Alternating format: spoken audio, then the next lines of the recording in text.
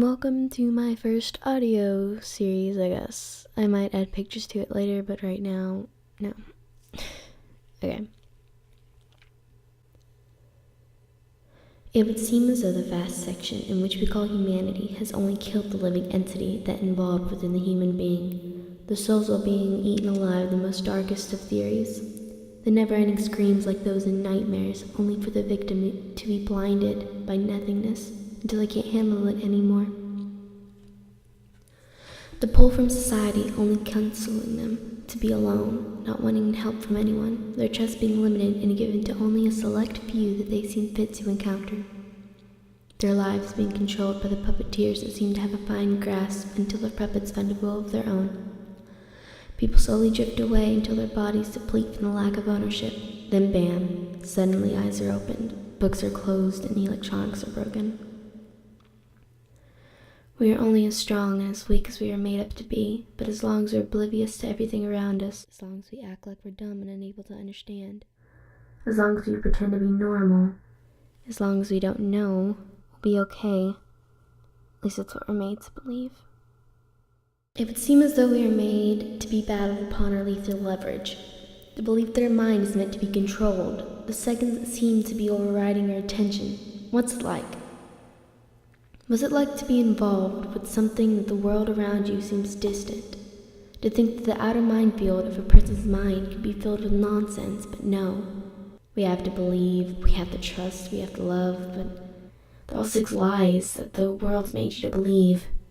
In a second's notice, you could have every single one of those things destroyed. Every person, every paper, every dream, everything, gone in a matter of seconds. How does it feel to know you can lose it all? This matter of thinking is what seemed to consume the very likes of me as I sat in the small room to write, the ever-growing lights of the room seeming to encase a sense of security. No, this isn't right. Just a few seconds ago I was at home.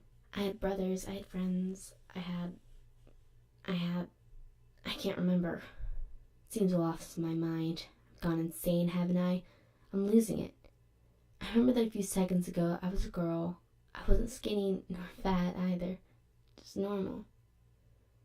I remember walking through my hallway to the front door. I heard it knocking. Yes, knocking. The person seemed like they were late for something. They wanted in so badly, but when I got to the door, it stopped. It was silent. The front section of the house was silent. I then remembered what my grandmother had told me just moments before about not opening the door. She told me not to open it unless it was her or my aunt, but I remember touching the doorknob. My hands were shaking because I didn't want to know who it was. Then a bright light. That's all I remember, though. I can't remember their names. I remember their faces. I remember their smiles.